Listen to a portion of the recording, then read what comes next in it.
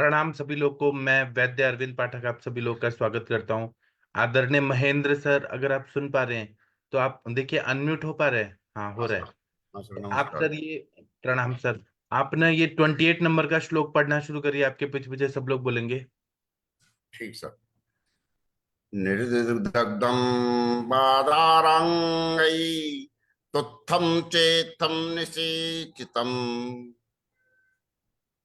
निर्दिग्धं बादराङ्गरैस्तच्चतुर्थं चेत्थं निषेचितम् क्रमाद अजापै शर्पी क्षोद्रै तस्मात् फलद्वयम्। क्रमादजापयः सर्पी छाद्रे तस्मात् फलद्वयम्। 1 मिनट रुकिए।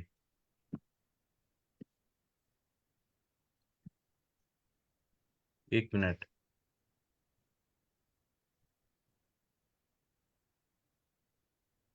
हाँ सर। कार्षिकै ताप्य मरची इस स्रोतो तेज कटुकानतै। कार्षिकैस्ताप्य मरीच स्रोतो कटुकानतैः पटुरोद्रशिलापच्छा कड़ई फेनिकई। पटुरोद्रशिला पथ्या लांजन फने फैन कई।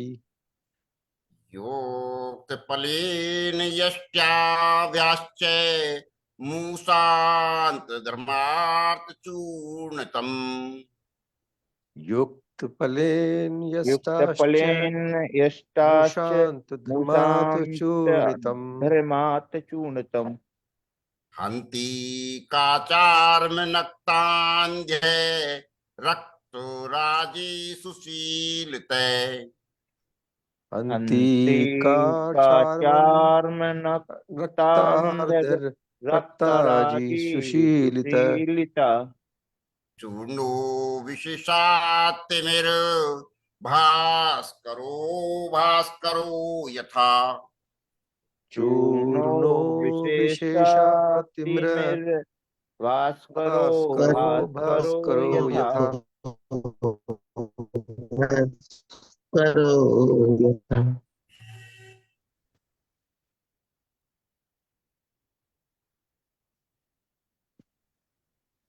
तुथ को ये नहीं, समझ। इसमें और भी पढ़ना है, 31 32 भी पढ़ना है। हाँ सर। पढ़िए। तिर तिर्षद भागा भुजंगश्च गंधोपाषाण पंचकम। त्रिशुर्भागा भुजङ्गस्य भुजङ्गस्य गन्धपाषाणपञ्चकम् गन्धपाषाणपञ्चकम्। सुल्बतालकयो द्वौ द्वौ वंगस्य कौ अंजनात्रयम्। चुल्लतालकयदौ द्वौ द्वौ वङ्गस्य कौ अङ्गस्य नाशयत्। असंतनयम्। अंधमूषीकृतं धिमातं पक्वं विमलम् अंजनम्। अन्धमूषीकृतं पक्वं विमलम् विमलञ्जनम् अञ्जनम्। विलक्षमङ्कनम्। तिम्रांतकरं लोके द्वितीये इव भास्करे। लोके लोके मिरान्तिकरं द्वितीये लोके भास्कर द्वितीय इव भास्करः। तुथ को बियर के अंगारों में जलाकर पहले की भांति क्रमशः बकरी के दूध घी मधु में अलग अलग 7 बार बुझाए। इस तुथ में से 2 पल लेकर ताप स्वर्ण माक्षिक मरिच श्रोतांजन कुटकी तगर नमक लूद्र मेंसिल हरड़ पिप्पली इलायची अंजन समुद्र फीन प्रत्येक 1 कर्ष मुलठी 1 पल, इनको मिलाकर मूसा के अंतर्धूम में विधि से पकाकर चूर्ण करें। यह चूर्ण काच अर्म नक्तांध लाल रेखा को नष्ट करता है। नित्य सेवन से ये भास्कर चूर्ण विशेषकर तिमिर को नष्ट करता है, जिस प्रकार सूर्य अंधकार को नष्ट करता है। शीर्षक के 30 भाग, गंध पाषाण के 5 भाग, ताम्र और हड़ताल के 2-2 भाग, बंग का 1 भाग, अंजन के 3 भाग, इनको अंधमूसा में रखकर फूंके। पकने पर यह निर्मल अंजन लोक में दूसरे सूर्य की भांति तिमिर को अंत करने में समर्थ है। 1 मिनट रुकिए। और वक्तव्य, गंध पाषाण से गंधक का पत्थर जिसमें गंधक निकलती है वही लेना चाहिए। शीशक आदि शुद्ध करके बरतनी चाहिए, इनकी भस्म नहीं बरते। हाँ, तो ये बता रहे हैं कि जो तुत्त नाम का जो हम द्रव्य पढ़ते हैं रस शास्त्र में, उसको ऐसी लकड़ियां लेनी है जो बेर की लकड़ी हो, उसका अंगार लगा के उसको उतनी मात्रा में अग्नि मिलना चाहिए जितना बेर की लकड़ियां देती हैं। उसमें क्रमशः बकरी का दूध, घी और मधु, इसमें तुत्त को गर्म करना है बेर के अंगारों में जलाकर, और उसमें डुबाना है 7-7 बार।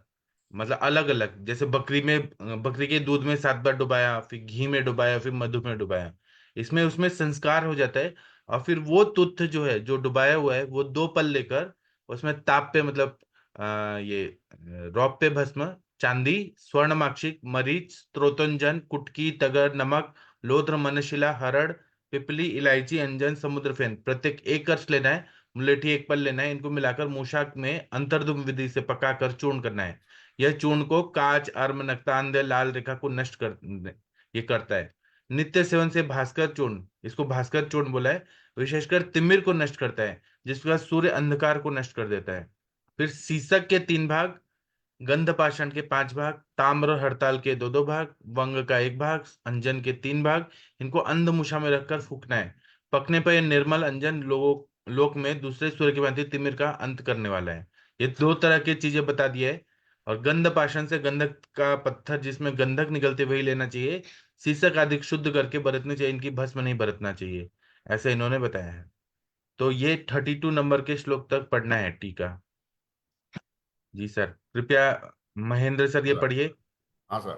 बादरांगई तुत्थ निर्दग्ध पूर्वत क्रमेण छाग क्षीर घृतमाक्षिकई निषेचित, तस्मात् निर्दग्धाच्च तुत्थात् फलद्वये ताप्यादिवि कार्षकई यष्टि फलेन च युक्त मूसांत धर्मापित चूर्णित काच काचादीन हंति सुसेवितो अय भास्करो चूर्णो विशेषेण तिमिर हंति यथा रवि अंधकारम इति उपमा श्लेषो अलंकार। हाँ, तो इसमें बोल रहे हैं कि बदर का जो अंगार होता है, लकड़ी को जला के जो अंगार होता है, उसमें तुत्त को निर्दग्ध मतलब जलाकर क्रम से शाग शीर, मतलब बकरी के दूध में, घी में, मधु में निषेचित करना है, डुबाना है। उसके बाद में वो जो निर्दग्ध जो तुत्थ निकलेगा, जला हुआ तुत्थ निकलेगा, तो उसको 2 पल की मात्रा में लेना है। ताप्य आदि लेना है, मतलब रौप्य, स्वर्ण माक्षिक वगैरह लेना है 1-1 कर्ष की मात्रा में। और यष्टि पल से युक्त लेना है, कार्शिक यष्टि पलेन से युक्त यष्टि आदि चीजें लेनी है। और मूषा में धर्मापित करना है, उसको फिर चूर्ण करना है, तो ये काच आदि को नष्ट करता है। इसको अगर हम सुसेवित हम अच्छे से सेवन करें तो इसको भास्कर चूर्ण बोलते हैं। विशेषकर ये तिमिर को दूर करता है, जैसे सूर्य जैसे ही आता है तो अंधकार दूर हो जाता है। यहाँ पे श्लेष अलंकार उपमा दिया गया है। हाँ, इसके आगे का पढ़िए। शीर्षकस्य त्रिशद भागा गंध पाषाणस्य भाग पंच सुलभ तालक यो यो यो द्वौ भागौ बंगस्य त्रिपुण एको भाग अंजनाद भाग त्रयम अंधमूसादमात विपक्व अंजन द्वितीयो भास्कर इव लोके तिमिरांतकरम भुजंगादीनाम शोधितानम अत्र प्रयोग नैतु मारता नाम। इसमें बोल रहे हैं भुजंग, भुजंग मतलब शीर्षक को भुजंग बोला है, उसका पर्याय नाम है। ये त्रिशद भागा, त्रिशद भाग लेना है। गंध पाषाण को 5 भाग लेना है। शीर्षक को 3 भाग लेना है, और गंध पाषाण को 5 भाग लेना है। शुल्भ तालक को 2 भाग लेना है, 2-2 भाग लेना है। और वंग को 3 भाग लेना है। और वंग मतलब त्रिपुण, इसको 1 भाग लेना है। इनका अंजन बनाना है, और गंधमुषा में डालना है। भागत्रय अंधमुषादमात, इनका 3 भाग लेना है और अंधमुषा में डालना है और इसको पकाना है। ये अंजन का प्रयोग करना है तो ये दूसरा सूर्य की तरह काम करता है, जैसे अंधकार को दूर कर देता है। और भुजंग आदि नाम मतलब शीर्षक है शोधित मनत्र पे होगा, शोधित आना मत्र पे होगा। जो शोधित किया हुआ शीर्षक है उसका ही प्रयोग करना है, ना तो मारिता नाम, मतलब ना उनका मारण किया हुआ नहीं चाहिए, शोधन किया हुआ ही हमें प्रयोग करना है। चलिए आगे का जो श्लोक है 33 नंबर का श्लोक, आदरणीय प्रदीप सर आप पढ़ सकते हैं। आपके पीछे जी पीछे सर। सब लोग बोलेंगे सर जी। गोमूत्रे छ गुणरसे अम्ला कांजिके च बोलिए सब लोग। गोमूत्रे च गणरसे नरसे अम्लकाञ्जिके च अम्लकाञ्जिके च स्त्री स्तन्ये हवशी विषे कृष्ण च माचिके च कृष्णे हविषि विषे च माचिके च यत्तुत्थं ज्वलित मनेक्षो निषिक्तम् यत्तम ज्वलतामनसो तत्कुर्याद् अरुण समं नरस्य चक्षुः तत्कुर्यादरुणसमं नरस्य अरुणसमं नरस्य चक्षुः। जी इसका हिंदी वाला पढ़ते हैं।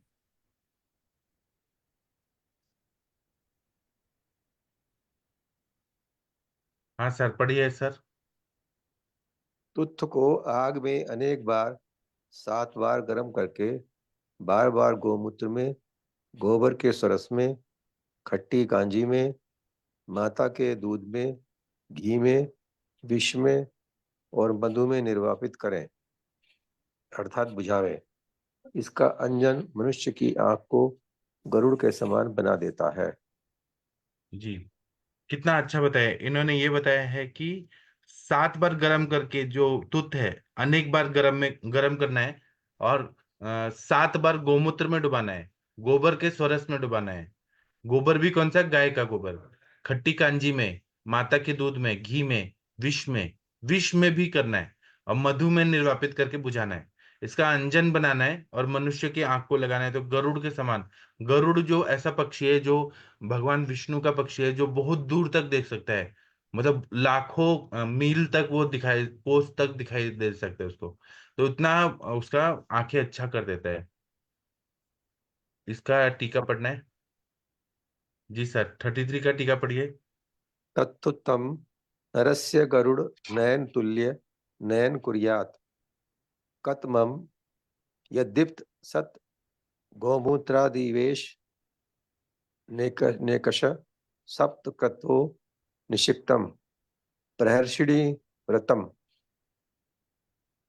हाँ इसका मतलब यह है कि तुत्त को लेना है, उसका जब हम नरस्य गरुड़ नयन तुल्य नयन कुर्यात, मतलब आंखों, मनुष्य का जो आंखें हैं वो गरुड़ की तरह आंखें कर देता है।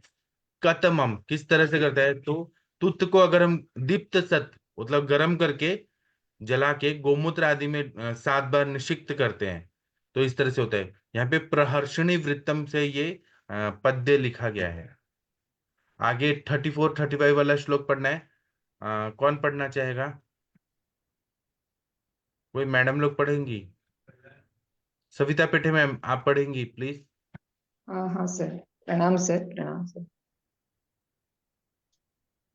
श्रेष्ठाजलं भृङ्गरसं सविषाज्यमजापयः श्रेष्ठाजलम जलम संसर्ग भृंगरसं रसं सविषाज्यमजापय यमजापयः यष्टिरसं च यत्सीसं सप्तकृत्व पृथक् पृथक् यष्टिरसं यष्टिरसं तिरसम चयत्तिस्सम कृत्वा है पृथक पृथक। सप्त कृत्वा पृथक् पृथक् तप्तं पायितं तच्छलाका तप्तं तप्तं तं तपायितं छलाका तच्छलाका नेत्रे युक्ता साञ्जनाञ्जनवा नेत्रे नेत्रे गते साञ्जना साञ्जना अंजना अंजना तैमिर्यामस्त्राव पैचिल्यपैलम् मिर्यामस्राव पैचिल्य पैलम पलम कंडुम जाड्यम रक्तराजीं च हन्ति। कंडुम जाड्यम रक्तराजिं च हन्ति। च हन्ति। अच्छा, इसका टीका पढ़ना है। हाँ पढ़िए मैम। शीशक को अलग अलग 7 बार गर्म करके त्रिफला के हाँ क्वाथ में, भांगरे के स्वरस में, विष में, बकरी के दूध में और मुलठी के रस में बुझाए। इस शीशक से बनी शलाका को अंजन के साथ या अंजन के बिना नेत्र में प्रयोग करने से तिमिर, अर्म, स्राव, पिच्छिलता, पिल्ल, कंडू, जड़ता और लाल रेखाएं नष्ट होती है। जी, तो ये बता रहे हैं कि जो तुत्त होता है उसको, शीशक को क्या करना है कि अलग अलग गरम 7 बार गरम करके त्रिफला के क्वाथ में, फिर भृंगराज के स्वरस में, विष में, घी में, बकरी के दूध में और मुलेठी के रस में बुझाना है। फिर इस शीशक से बनी शलाका को अंजन के साथ या अंजन के बिना नेत्र में प्रयोग करने से यह तिमिर रोग, अर्श, अर्म, स्त्राव, पिच्छिलता, पिल्ल, कंडू, जड़ता और लाल रेखाएं नष्ट करता है। इतना बढ़िया ये रहता है। सर इस तरह की सलाह का तो आप बनवा सकते हैं वहाँ अपनी फार्मेसी में सर। हाँ सर, ये बना सकते। काम भी अच्छा करेगी, कोई दिक्कत नहीं। सलाका का प्रयोग करना है, अंजन तो कोई भी हो उसके साथ में, तो सलाका का ही रिजल्ट इतना अच्छा है तो फिर सलाका से ही काम हो जाएंगे सारे। ये हाँ सर। तिमिर, आर्म, श्राव, सारे पिल्ल, कंडू, बहुत सारे आंखों की बीमारी सही हो जाएंगी इसी से। हाँ सर। तो अपन बनवा सकते हैं सर इसको अपने हाँ और अपनी फार्मेसी में सर। हाँ, और इसका रिसर्च भी होना चाहिए कि ये। रिसर्च हो जाएगा, एक बार प्रयोग करके देख लो सर, बनवा के कुछ कुछ मात्रा में 10-5। ठीक है जी सर। मैम ये पढ़िए, यत् शीर्ष तप्त तप्त। यस जी सर, पढ़ती हूँ। यत्शीस तप्त तप्त त्रिफला क्वाथादिक पृथक पृथक सप्तकृत्व पायित तस्य शीसस्य शलाका नयने युक्ता सहा सहांजना अंजनेन रहिता वा तैमिर्यादीन हन्ति। शालिनी वृत्तम द्रव्य शलाकेयम इति प्रथिता। हाँ मतलब यहाँ पे तुत्त है, उसका तप्त तप्त मतलब गरम कर करके त्रिफला क्वाथ आदि में बार बार 7 बार बुझाना है। तो इस तस्य शीसस्य शलाका मतलब तुत्त की जो शलाका है नयन में युक्त करना है। सहांजनेन, अंजनेन रहता हुआ मतलब अंजन लगा के या बिना अंजन के साथ। तो ये तैमेर आदि को दूर करता है। इसमें शालिनी वृत्त नाम का वृत्त यूज किया गया है इस श्लोक में। और ये द्रव्य शलाका मिति प्रतिता, मतलब ये द्रव्य की शलाका बनाने के लिए बोला है इन्होंने, इंस्ट्रूमेंट बनाने के लिए बोला है। जी, आगे का जो श्लोक है 36 नंबर का श्लोक, ये आप लोगों में से कौन पढ़ेगा? शशि मैडम आप पढ़ सकती हैं, या सूर्य नारायण पटनायक सर आप पढ़ सकते हैं? जी सर, पढ़ती हूँ मैं। आप पढ़िए, आपके पीछे पीछे सब लोग बोलेंगे। जी सर, गुड मॉर्निंग सर। हर्षेन्द्र भुज कौतुल्यो तयोस्तुल्यम अथांजनम। बोलिए सब लोग। रसेंद्र भुजगो तुल्यो अथांजनम। तयोस्तुल्यो मथांजनम। ईशत कर्पूर संयुक्तम अंजनम तिमिरापहम। ईशत कर्पूरम कर्पूरम अंजनम तिमिरापहम। तिमिरापहम। जी सर, हिंदी वाला पढ़िए। एक सेकेंड। हाँ, पारद और सीसा समान, इन दोनों के बराबर अंजन, इनमें थोड़ा कर्पूर मिलाकर अंजन तिमिर नाशक है। हाँ बहुत अच्छा पढ़ा मैम। मैम आप कल कितना बजे पढ़ना चाहेंगी? कल मैं संहिता पढ़ाऊंगा आपको, मतलब वो सब्जेक्ट का, एग्जाम का। सर आप शाम को 7 बजे ले लो। 7 बजे? 4 बजे तो आपका वो सेशन होता है। हाँ जी, हाँ जी सर। ठीक है, तो 7 बजे कल। फिर ठीक भूलिएगा है, मत, भूलिएगा मत आप। हाँ ठीक है सर, थैंक यू सर। ठीक है। तो पारद और सीसा समान लेना है, इन दोनों के बराबर अंजन बनाना है। इसमें थोड़ा सा कपूर मिलाकर अंजन जो है वो तिमिर नाशक है। ठीक है, इसकी टीका पढ़ दीजिए आप। जी सर। पारदशीस को समासो तयो समम अंजन षोडशांश कर्पूर युतिम युतिम इदम अंजन तिमिरापह भवति। जी हाँ, सर। मतलब पारद लेना है और शीर्षक ये लेना है, तुत्थ लेना है, समांश मात्रा में लेके अंजन बनाना है घोट के, और इसमें षोडशांश जो है वो कपूर मिला देना है। इस तरह का अंजन जो होता है वो तिमिर रोग को दूर करता है। बहुत अच्छा पढ़ा आपने। 37 नंबर का जो श्लोक है इसको पढ़ना है। तो कौन पढ़ेगा? जितेंद्र कुमार भांजा जी, आप पढ़ेंगे? सर हाँ। सर पढ़ लूंगा सर। हाँ, पढ़िए। यो यो गुध्रस्तरुणारवि प्रकाशगला नहीं, योगदस्तु वरुणार विप्रकाश गला तस्यास्यं समयामृतस्य गोसकृद्भिः समयमृतस्य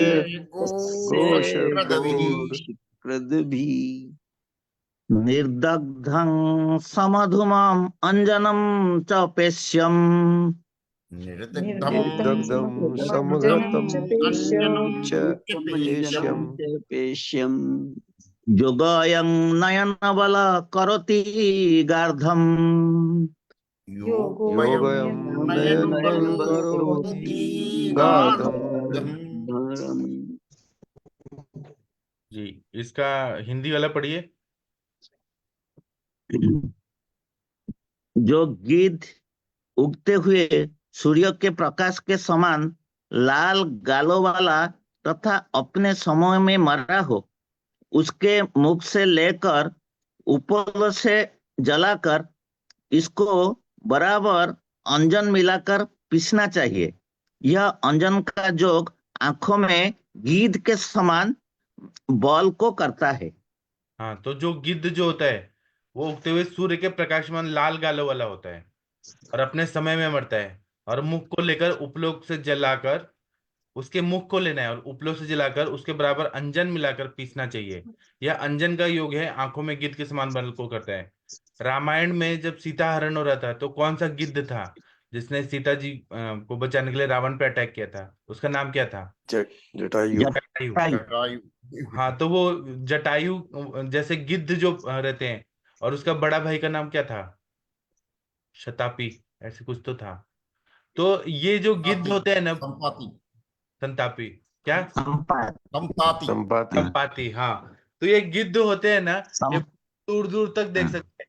तो संतापी था ना, संपाति, वो हनुमान जी को ये बोल रहा था कि मैं उसको श्रीलंका में सीता जी कहाँ बैठी है वो भी दिखाई दे रहा था, इतना दूर से उसको दिखता था। तो ये गिद्ध जो होते हैं ना, इनका ही मुख को लेना है। कितना मतलब क्या हम उन्होंने इमेजिन किया है। उसके मुख को लेना है, उपलों से जलाकर उसको पीस कर उसका अंजन मिलाकर पीसना है, और इसका योग जो है वो लगाना है अंजन। तो आंखों में गिद्ध के समान बल को कर देता है, ताकत दे देता है। सोचिए कितना बढ़िया है। ये 37 का टीका पढ़ दीजिए। सर। जी। जो बुद्ध तरुण रवि प्रकाश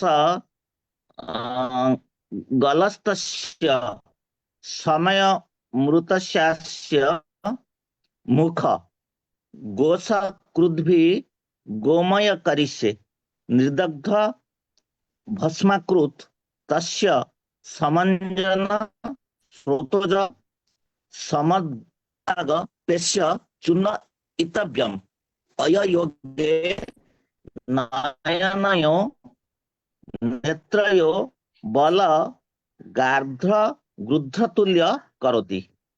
मतलब इसमें ऐसा गिद्ध का लेना है जो नया जब सूर्य उगता है तो उस तरह से जो रेडनेस रहती है वैसा उसका ये रहता है, मतलब उसका मुख रहता है। और ये जो है वो जो मर गया है उसका मुख लेना है, और गोबर का जो उपला रहता है उसमें उसको पकाना है, उसका भस्म बनाना है, और उसको अंजन के साथ मिक्स करना है। समघृत मतलब संभाग लेके पीसना है, उसका चूर्ण बनाना है, और ये आंखों में लगाना है। तो इसमें आंखों के जैसे ऐसे बल मिलता है आंखों में, जो ये गिद्ध की तरह तुल्य कर होती, इतना आंखों की ताकत बढ़ा देता है। बहुत सारे लोग रहते हैं ना, रीडिंग ग्लास वगैरह लग जाता है, आंखों की रोशनी कम होने लगती है, तो ये चीज का प्रयोग करेंगे तो बहुत आंखों का रोशनी बढ़ जाता है। चलिए आप अब ये पढ़ दीजिए, ये श्लोक पढ़ के फिर रुकेंगे। कृष्ण सप्रवदने, कौन पढ़ेगा? कोई पढ़िए, कौन पढ़ना चाहेगा? डॉक्टर जागीर सिंह जी, महाजन सर, कोई पढ़िए। सूर्य पटनायक, प्रणाम सर, प्रणाम, पढ़ देता। हाँ ठीक है, आप पढ़िए सर। कृष्ण सर्प वदने सविष्कम दग्धम अंजनी श्रित धूमम। बोलिए सब लोग। कृष्ण सर्पवदने विषगम दग्धम अंजनी धूमम सृजनानि श्रुताधुमम् चूर्णित नल्लद पत्र विमिश्रम भिन्न तारमपि रक्षिति चक्षु। चूर्ण चूर्णित नलपत्रविमिश्रं मिश्रम भिन्नतारमपि रक्षति चक्षुः। भिन्नतारमपि रक्षति चक्षुः। जी, इसकी हिंदी वाली पढ़ दीजिए। काले सांप के मुख में अंजन को घी के साथ धुएं को बाहर निकाले बिना जलाएं। फिर इसको खस तेजपत्र के साथ मिलाकर चूर्ण करके बरतें। ये अति शक्तिशाली योग है। ये भिन्न तारक को जोड़ नहीं देता, अपितु अतिशय शक्ति बताने के लिए भिन्नतार शब्द है। हाँ, तो इसका मतलब ये है कि काले सांप के मुख में अंजन को घी के साथ धुएं को बाहर निकाले बिना जलाएं। ऐसे उसके मुख में डालना है, काले सांप का मुख पकड़ के अंजन को घी के साथ धुएं को बाहर निकाले बिना जलाना है, मतलब धुआं नहीं निकलना चाहिए। फिर उसको खस तेजपत्र के साथ मिलाकर चूर्ण करके बरतना है। मतलब किस तरह से बनाते थे, यह अति शक्तिशाली योग है। तो यहाँ पे श्लोक में भिन्न तारम अपि रक्षति ऐसे बोला है, तो मतलब ये जोड़ नहीं देता है, अपितु शक्ति, अतिशय शक्ति बताने के लिए इसका शब्द प्रयोग किया गया है। भिन्न तार मतलब कुछ अलग शक्तिवान बढ़ा देता है ये अंजन को। तो इसका टीका पढ़ना है, कृष्ण सर्पस्य वदने वाला। हाँ जी। कृष्ण सर्पस्य वदने स विष्कमंजन अंजमनी श्रित धूम दग्ध मीसापत्र रूष मिश्रित चूर्णित मुपयुक्त तत् सत चक्षुर भिन्न तारमपि रक्षिति। भिन्न तारम पीतनेन शक्त्यातिशयनस्याः न तु भिन्नतारस्य कतिश्चित् द्रक्षण स्यात्। अन्यत्र में विदो न्यायो अश्मा यमनु सरणीये स्वागतावृतम। हाँ, तो इसमें बताया कि काला सांप लेना है, और उसका एक मिनट रुकिए, एक मैसेज आ रहा है अर्जेंट। काले सांप का मुंह में अंजन को लेना है और धुआं नहीं निकले, बिना धुआं निकलते हुए डालना है, और उसको लेके मासी पत्र में मिक्स करके चूर्ण बनाना है, तो उसका प्रयोग करना है। तो वो चक्षु की भिन्नता को भी मतलब भिन्नता रक्षति, मतलब अलग से ताकतवर बना के रक्षा करता है। भिन्न तार मृत्यु शक्ति अतिशय मत्स्य महा, मतलब बहुत अतिशय शक्ति देता है। नहीं, इसका मतलब कुछ और नहीं है, न तो भिन्न तारक से किंचित रक्षण से कथनचित रक्षण है। कुछ लोग रक्षण बोलते हैं, कुछ लोग ताकतवर बनाते हैं। यहाँ पे अन्यत्र अप्यविधो न्यायो अमनुसरणीय, मतलब अलग न्याय का प्रयोग करके इसका इन्होंने बताया है। यहाँ पे स्वागतावृत्तम नाम का प्रयोग किया गया है। डॉक्टर महेंद्र सर, आप भगवान का प्रेयर कर दीजिए प्लीज सर। हाँ सर। शनि शनि महाराज का स्रोत है सर। नमे कृष्णाय नीलाय क्षितिकंठ निविशाय च नमे कालाग्निरूपाय कृतांत यच्चैव नमे नमे निर्मांस देहाय दीर्घ समश्रुजटाय च नमे विशाल नेत्राय शुष्कीदर्भयाकृति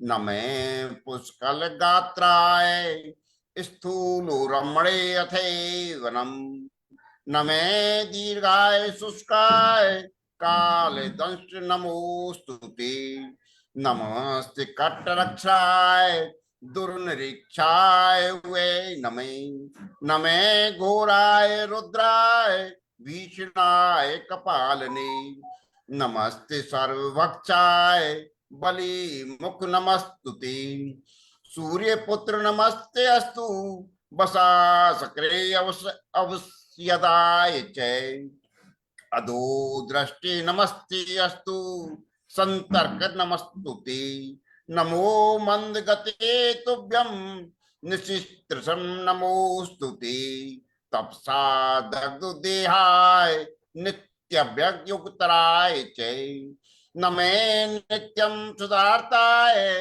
अतृप्ताय च वे नमे ज्ञान चक्षु नमस्ते अस्तु कश्यप आत्मजस्सु नवे तुष्टे गदासि वैराज्यं रुष्टो हरसि तत्क्षणता देवासुर मनुष्याश्च सिद्धि विद्याधोरगा त्वया विलितका सर्वे नाशं यान्ति समूतुलय प्रसादं कुरु मे सौरे बारोद वशवासासकरे एवं स्तुतस्तदा सौरो गृहराजे महावलय।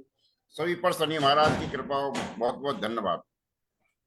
Thank you sir. अब हम लोग शाम को मिलेंगे 7 बजे और रात को 9 बजे। तब तक के लिए इजाजत दीजिए। Thank you. आप लोग का दिन अच्छा हो, सब अच्छा होगा। थैंक यू, प्रणाम सभी लोगों को। और आप लोग दिवाली को, धनतेरस को कब लेक्चर नहीं चाहते हैं कृपया बताइएगा, तो हम उस दिन छुट्टी रखेंगे।